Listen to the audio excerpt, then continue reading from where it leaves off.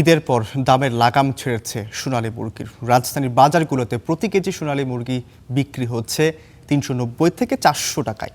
পাশাপাশি দাম কিছুটা বাড়তি ব্রয়লার মুরগিরও, কেজি ১৮৫ থেকে ২০০ টাকা। এদিকে ইলিশের দাম সাধারণ ক্রেতার নাগালের বাইরে।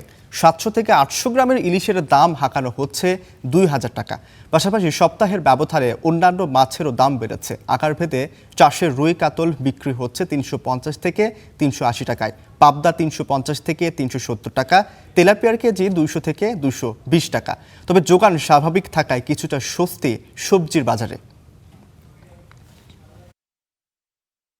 আমদানি বেশি সব জিনিস আছে, যেমন সাজনা এখন অ্যাভেলেবেল পাওয়া যাচ্ছে, এটা ১০০ টাকা ৮০ টাকা ৯০ টাকা যেরকম পাইতেছে ব্যস্ত আছে। আবার মরিচ পোলাও অ্যাভেলেবেল পাওয়া যাচ্ছে, এটা ৬০ টাকা কেজি।